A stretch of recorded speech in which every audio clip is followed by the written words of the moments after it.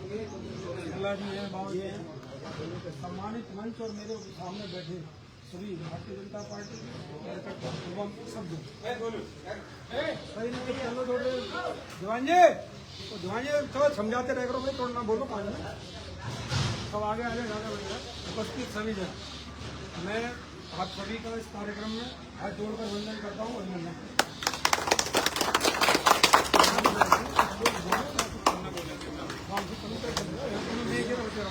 क्योंकि बालक हो ना, रात 9:30 बजे मैं 9 बजे सुबह 6 बजे उठता हूँ, 4 बजे सुबह उठते और 6 बजे तो जनता दरबार आपके लिए समझ। जिन जिन के पास फेसबुक है MLA प्रदीप चौधरी फॉलोइंग कर ले तो उन्हें पता पड़ जाएगी कि 6 बजे हो जाएगी बैठक, क्योंकि जब मैं बैठता हूँ 2 सेकंड की लाइव डलवाता हूँ। लाइव का मतलब ये कि मैं यहीं हूँ और वीडियो कोई कहीं से डाल दो तो पता पड़े ना, लेकिन लाइव वही बताएगी जहाँ आप तो डाल जिन पे फॉलोइंग है। तो 9:30 बजे इनका फोन आया, मैं सुन नहीं पाया। 6 बजे मैंने मिला ऐसे ही मैंने भाई क्या तो पार्टी की तरफ से पता हुआ कि भाई मामला होगा। मैंने कहा भाई मैं ही हूँ और जितने कार्यक्रम सब करो, मैंने क्या करना, वहाँ भी जनता की सुननी, यहाँ भी सुननी, यहाँ आपका दरबार भी लग गया, आपकी समस्याएं मिल गई और मेरा भी जो पार्टी का जिस नाते में जाओ वही काम। तो आज पार्टी ने यहाँ जो ड्यूटी लगाई है बूथ पे, अभी पार्टी के 3-4 कार्यक्रम लगे हैं। जैसे अभी 23 तारीख में पंडित राम प्रसाद मुखर्जी का जन्म जयंती थी और 25 तारीख आपने देखी।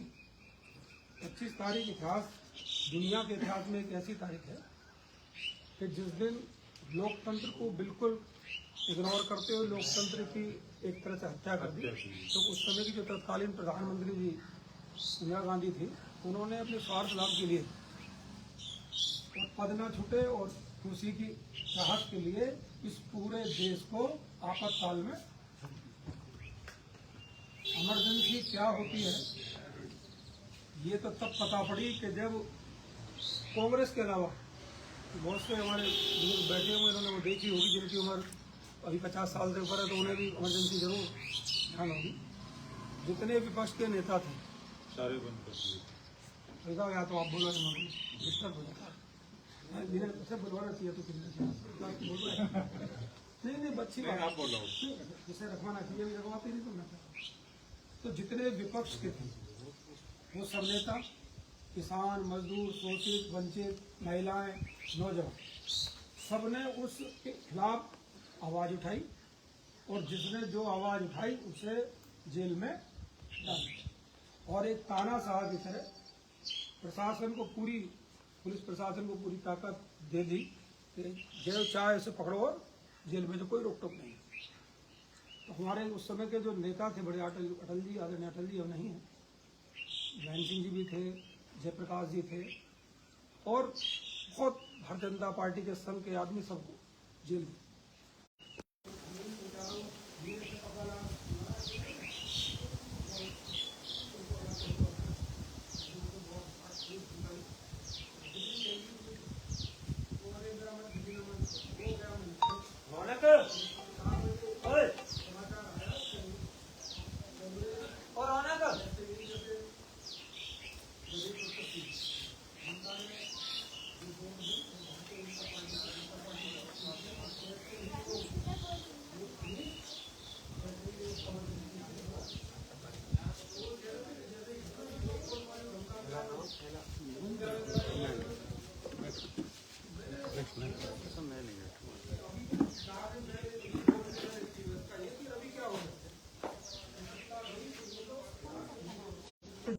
भूल जाओगे तो इमरजेंसी क्या है, डॉक्टर श्याम प्रसाद मुखर्जी क्या है, तो इनका नुकसान इतना होगा कि जिसकी आप भरपाई जीवन भर नहीं कर पाएंगे। मैं उसके विषय में भी आऊंगा, क्यों आऊंगा।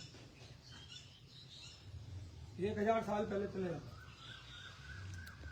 1000 साल पहले जब हिंदुस्तान सोने की चिड़िया के नाम से जाना, पूरी दुनिया में एक भारत श्रेष्ठ भारत, उसके बाद तो कटना शुरू हुआ। एक रंग कटा तो श्रीलंका बन गया, एक तो बांग्लादेश बन गया, एक अफगान बन गया, एक नेपाल, सब कट गए ना। और आप एक उंगली काट के दिखाओ उसमें कितना दर्द होता है। ये तो भारत माता है, जो इतने करोड़ लोग समय बैठी है, आप उंगली काट के दिखा दो, चुहा के दिखा दो, कुछ दर्द होगा ना, उसे कितना दर्द है। लेकिन असमझी सी और जैसे थोड़ा तो मेरा कहने का मतलब हमें जागरूकता नहीं है। सत्य बात यह है, आपको बुरी लगेगी नहीं है। क्यों नहीं? अभी दो चीज सामने आई मोदी जी, वक्फ बोर्ड पे हम बिल लाए। क्यों हम इसलिए लाए कि इसको जो है एक वक्फ बोर्ड बना के सरकारी संपत्ति भी कहीं भी झंडा गाड़ दो वही वक्फ बोर्ड का, और उसकी सुनवाई कहीं नहीं, उसकी सुनवाई भी वहीं थी। तो प्रधानमंत्री जी ने इन्हीं लोगों ने लेटर लिखे जो मीडियम गरीब लोग के तबके थे, मुस्लिमों ने, मेरी जो ये जमीन है हमारी वक्फ बोर्ड की कहीं भी डाल दो, हमारी स्वयं की जमीन छीन लेते। तो उन्होंने तो मंथन करा कि वास्तव में अब उस वक्फ बोर्ड हुआ, तो वक्फ बोर्ड में प्रस्ताव आने के बाद फिर वो बाहर सर्वे के लिए भेजा समिति को। तो आप मुझे बताओ, वक्फ बोर्ड के सर्वे में केवल मैसेज लिखना था कि हाँ या ना, आप में किसी ने लिखा, किसी ने नहीं लिखा ना। तो ऐसी राष्ट्र के प्रति आपकी भावना रहेगी तो आप कैसे समझ रहे हो कि आगे से फिर गुलामी होंगे। एक आदेश अगर प्रधानमंत्री जी का आता है और वो आपको पता है कि ये होना जरूरी है, आप लोग इतने तो एक्टिव हो कि उसको कुछ नहीं लिखो, मैसेज आता है उस पर अपना कमेंट लिख दो कि ये वक्फ बोर्ड नहीं चाहिए, नहीं एंड लिख दो बस। एक नहीं, अभी कई हुए, महिला शक्तिकरण तो हुआ, अभी एक चुनाव एक देश पे भी आया। तो हम लोग जागरूक नहीं, और जागरूक नहीं है तो उसी का परिणाम रहा कि हमारे यहाँ जो कस्सी, अरे कप्पी बोलते थे हमारे काटने वाले को, या ग्रांती, ये सबकी मरम्मत करने के लिए मुगल कुछ हिंदुस्तानी हैं, और वो किनारों पर बैठते थे।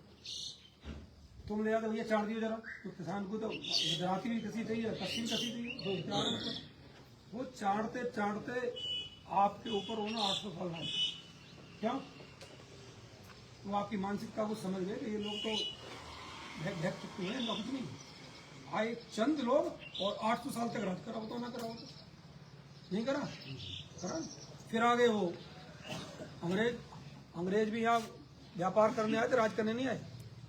उन्होंने देखा यार इनकी तो कमजोरी है, फूट डालो, शासन करो, हम ही राज करेंगे। 200 साल तक छाती वो बैठे।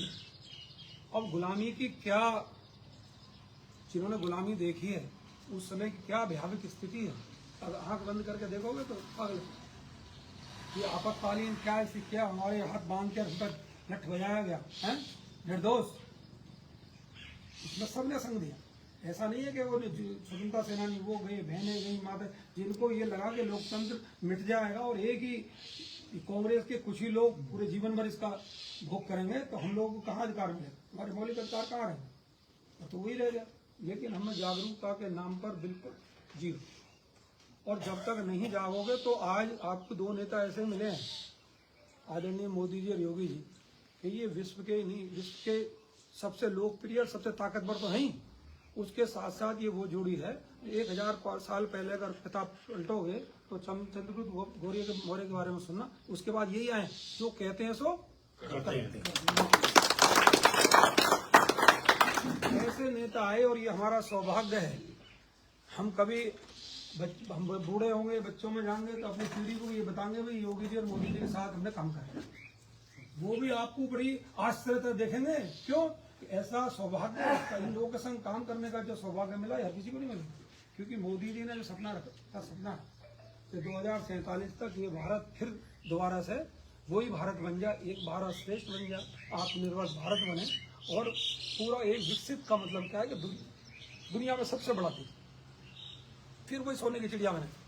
अब वो बने जब तुम ठीक और हम ठीक हो। और हमने गर्मी में आए, कहाँ से बुलंदशहर चल गए, पार्टी ने काम करके और कहीं भेजे, और भी करेंगे। तो हम लोग आपको इसलिए कहते हैं कि आने वाली पीढ़ी भूख, अभी किसी बच्चा हो तो यहाँ बैठो, उससे पूछो, बता नहीं पाएगा आपको। अकबर अल्लाह का नाम बता देगा फट से, लेकिन हिंदू की हिस्ट्री नहीं बता पाएगा, क्यों? किताब में पढ़ाई नहीं की आपको जो पढ़ा गया वो हुमायूं, अकबर है जी, ये औरंगजेब, ये पढ़ाए गए। यथास्थिति है, इसलिए पार्टी हर कार्यक्रम को बैठाती नहीं है। हमारे मंडल के कार्यकर्ता बूथ अध्यक्ष से बैठे होंगे, सब गर्मी और भागे। क्यों? कि जो हमारे संग हुआ उसे अगर हम नीचे तक पीढ़ी को नहीं बताएंगे, नहीं समझाएंगे, तो ये यही लड़ जाए।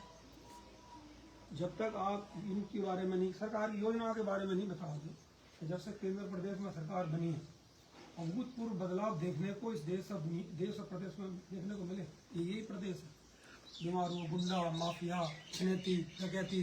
और कल मेरा रायपुर तालाब में कल बैठक थी किसानों की, जैसे आपकी, तो मैंने उनसे पूछा, भाई भैंस तो चोरी नहीं हो रही भाई साहब, तो आराम से सोते चलते जाके चोरी नहीं हो रही, लाइट सही आ रही, लाइट ठीक आ रही है, रोड ऐसी है, आप कहीं भी चले जाओ। मेरी विधानसभा की रोड ऐसी है कि पूरे उत्तर प्रदेश में, कि पूरे देश में चले जाओ कहीं, इतनी बढ़िया रोड आपको नहीं मिली। उसका कारण है कि जहाँ खराब होगी वहीं खुद गुणवत्तापूर्वक लोग काम कर रहे हैं, बढ़िया काम कर रहे हैं। ऐसी रोडें हैं कि अगर दिल्ली जाओ तो 1 घंटे में पहुंच जाओ। पहले स्थिति ये थी, दिल्ली जाते जाते कोई मरीज बीमार हो गया, 5 घंटे लगे, वो बेचारा राम नाम सकते हो जाओ। आज स्थिति बदल गई और हर तरह से बदल गई। आज का उत्तर प्रदेश में राम राज्य, मैंने मुख्यमंत्री जी बनने के बाद से पहले की स्थिति और आज की, अच्छा है नहीं है? बहुत अच्छा, बहुत। तो ये अच्छा बना रहे हो, कौन बनाएगा? आप। कोई माननीय मुख्यमंत्री तो बाद में बनेंगे, वो अभी चर्चा कर रहा आपको। अभी 4-5 दिन पहले प्रभारी मंत्री से मिला, कोई विषय था, 5:30 बजे आए हुए तो मिल लिया उनसे। तो मैंने उन्हें बताया कोई विषय कि मैं विधायक, आप मंत्री, और माननीय मुख्यमंत्री जी, माननीय प्रधानमंत्री, सभी को जनता जनार्दन बनाती है। इस पे वोट का अधिकार है, जिसको चाहेगी उसको बैठाएगी, जिसको उसको गाड़ देगी। हम लोगों का तो कर्म है, जैसे मुझे आपने जिम्मेवारी दी, मैं ये समझता हूँ कि मैं 100 में से 90% अपना कर्म ठीक करता हूँ। ये आप मेरे बारे में जानते हो, ना जानो तो पूछ लेना। 90% वही काम करूंगा जो आपके हित का होगा, ठीक होगा। गलत काम के लिए कोई गुंजाइश नहीं। ना वो देखा होगा तुमने मेरे संग, कई गाड़ियां चली, एक ही अकेला ही चलता हूँ, मैं इसी में खुश हूँ, एक ही मोबाइल है, दूसरा मोबाइल नहीं है, ना कोई सहयोगी है उठा के विधायक से बात करा रहे हैं। बताओ, कभी तो आपने फोन मिलाया, उसका जवाब आता होगा, एक आध कोई छूट जाता है। तो ये देश और प्रदेश आप ही लोग बढ़ाओगे, आप ही ने बढ़ाना है। इसलिए हर कार्यक्रम में डॉक्टर श्यामा प्रसाद मुखर्जी का 23 तारीख में मनाया, तब ये समझा है कि ये वो डॉक्टर श्यामा प्रसाद मुखर्जी हैं जिन्होंने आवाज उठाई कि एक देश में 2 निशान, 2 प्रधान और 2 नहीं रहे, 2 कानून, 2 प्रधान, 2 निशान नहीं। लेकिन उसकी आवाज कांग्रेस ने कुचल दी और जैसे यहाँ से वो कूच करा श्रीनगर के लिए, उन्हें जेल में बंद करा और जेल में उनको समाप्त करा। वो जनसंघ के संस्थापक, जनसंघ के पैदाई डॉक्टर श्यामा प्रसाद मुखर्जी, उनको मैं जयंती मनाया। उसकी मानसिकता देखो, जो बड़ा उसे मर गई। केवल 1 लक्ष्य कुर्सी बची, लेकिन कुर्सी कहाँ बचेगी? जैसा बोओगे वैसा काटोगे। आपने 70 साल तक, छोटा काम है, कहाँ 11 और कहाँ तो 70 साल में 11 रही, और कहाँ अभी 11 साल में 3 होने वाली है। और मतलब गौरव होता है कि अर्थव्यवस्था में यार हम भी तीसरे नंबर पे, 2 रह गए हमसे बड़े, एक अमेरिका और एक चाइना। तो हम ये समझते हैं कि अमेरिका चाइना को भी जो 2027 का लक्ष्य मोदी जी का, उस तक कवर कर लेंगे। लेकिन विपक्ष की सोच और विदेश में कई देशों की सोच 2024 में ये रही कि किसी कीमत पर भी प्रधानमंत्री मोदी जी ना बने। क्यों? कि अगर ये बन गए तो ये तो अर्थव्यवस्था में पहले नंबर पर ले आएंगे, है ना, और जो हमारे दुकानदारी चल रही है बंद हो जाएगी, और मतलब सब तरह की बातें हुई। और जो बड़े देश थे वो समझ रहे कि अगर क्या बन गया तो ये हमारी कुर्सी छिन जाएगी। तो सब विपरीत में लगे रहे, विपक्ष के मिलकर फंडिंग करते रहे, सब करते रहे, भैंसवादे वगैरह, और कुल मिला कामयाबी हो गई। हम इतने अज्ञानी हैं कि कामयाबी हो गए। वो कैसे अज्ञानी हैं? हमने नारा दिया अब की बार 400 बार, और इस विपक्ष ने कहा कि ये तो संविधान बदल देंगे, ये तो अपना कानून बनाएंगे, और दलितों का तो हक छिन जाएगा। उनके दिमाग में बढ़ गई, जहां आपकी पूर्ण बहुमत की सरकार बननी थी वो गठबंधन से बनी, और इसका खामियाजा हम भुगत रहे हैं। कर तो गए, अगर पूर्ण बहुमत की सरकार बनी होती तो पहले दिन जनसंख्या नियंत्रण पास हो गया, और जब तक वही नहीं होगा तो इसी सत्ता पे फिर भैया ये बैठे ना, और जिसकी डंडा उसकी भैंस। तो ऐसा मत करो मेरे भाइयों कि तुम्हारे बच्चे गुलामी की जिंदगियों में रहे, तुम रहे ना रहे। कहते हैं ना, माँ भगवती तेरा वह मर रहे, हम 2-4 रहे न रहे। हमारी इन भावनाओं के साथ आपको काम करना। मोदी जी 27 तक रहे ना रहे, मैं रहूं ना रहूं, और भी रहे ना रहे, लेकिन उनकी जो योजना है, उनकी ये योजना है कि उनका लाभ आपके बच्चे, आपकी औलाद है, आपका परिवार लाभ वही लेगा, आज भी ले रहे हैं। तो उन्होंने वो अभी जो नींव रखी है वो 1000 साल की, कि इस हिंदुस्तान को 1000 साल तक भी कोई बाल बांका नहीं कर सकेगा अगर आप सब मजबूती से खड़े। बाबा कमाल है, बाबा के बारे में तो आप सभी जानो, जब से मुख्यमंत्री बने हैं संत है। मुझे कल कोई आदमी कह रहा था महाराज जी मुख्यमंत्री बनने के बाद इस प्रदेश की हालत बिना उनके कोई संभाल नहीं सकता। ये एक संति है जिसने उत्तर प्रदेश को उत्तम प्रदेश बना। सुन रहे हो जो कह दिया और उसका भय अभी परसों बोल रहे थे, मैं तो सुनता बहुत तो आप भी सुनेगा। केवल मैं मंच से माध्यम से कह रहा हूँ कि किसी बहन बेटी या किसी व्यापारी के प्रति या प्रदेश में माहौल बिगाड़ने का काम करा तो ये शासन का डंडा है, ये ऐसा चलता है कि उछल कूद करके पिटता है और वो पिटाई ऐसी होती है कि सातों पुश्त उस पिटाई को याद रखते हैं। हमें बहुत प्रसन्नता होती है माननीय मुख्यमंत्री जी का भाषण सुनने, बिल्कुल निष्पक्ष और हर आदमी की चिंता। उनका कोई वो तो है ना, परिवार तो है नहीं, अपने पिताजी की जमीन में नहीं गए। उनका एक ही मानना है कि मेरा प्रदेश कैसा है। और मैं समझता हूँ कि जो कुछ बाबा ने कहा, हम चर्चा भी करते हैं कि अभी चाहे तो कितनी भी सड़क सुरक्षा शिक्षा सब पे काम करा, लेकिन एक बहुत बड़ा काम महाकुंभ का। कुंभ का कार्यक्रम एक ऐसा है कि देश और दुनिया की तो बात छोड़ दें, अगर युगों में भी आमे सतयुग आमे, त्रेता आमे, द्वापर आमे, कलयुग आमे, युगांतर भी ऐसा काम नहीं हुआ कि जहां प्रयागराज में 67 करोड़ आदमी एक जगह इकट्ठे कर दिए दुनिया में। मैं तो दुनिया की चार, मैंने कहा महाराज जी, मैंने कहा आज तक हमने सुना था जब तक सूरज चांद रहेगा फलाने तेरा नाम रहेगा, लेकिन हम कह रहे हैं महाराज जी जब तक सूरज चांद रहेगा बाबा तेरा नाम रहेगा। वो कर दिखाया जो उनको दुनिया के प्रखंड पंडित थे, दुनिया के वैज्ञानिक कह रहे भाई कैसे कहाँ से हो गया, और वो भी एक भी कोई अपहरण नहीं, कोई बलात्कार नहीं, कोई चैन नहीं, जो इतनी बड़ी में किसी हिम्मत नहीं होती। ये हमारे मुख्यमंत्री की ताकत है कि दुनिया को ये दिखा दिया। दुनिया ने सोच पे ऐसे 25-30 कंट्री के लोग आने आए, हेड में रह गए। तो ऐसा कोई काम कर सकता तो योगी बाबा ही कर सके भाई। उस तक आपकी जानकारी पहुंच जाए कि यहाँ ये दिक्कत है और ये जर्मन दिक्कत है, तो मैं तो जब ज्यादा मिलना होता है तो बड़े ध्यान से सुनते और उस काम को करते भी। भैया मेरा यहाँ आपके सबके बीच में आना हुआ, सबसे बढ़िया बात है आपसे मुलाकात हो गई। मैं जब भी आता हूँ कह के जाऊँ, राकेश तो कह देना याद दिलवा देना भाई, 2 महीने में 2.5 महीने में शायद पिला लिया करो, ऐसे बुला लिया करो, कुछ नोट हो जाएंगे कुछ राशन वाले हम चाय पीते नहीं, चिंता ना कर लेकिन बुलाओ, 2-4 गाँव इकट्ठे करो भैया, और जब आदमी आता तो कहीं ना कुछ लाभ होता ही। ठीक है ना, मेरा किसे पूरा हो गया। भारत माता की जय, जय हिंद।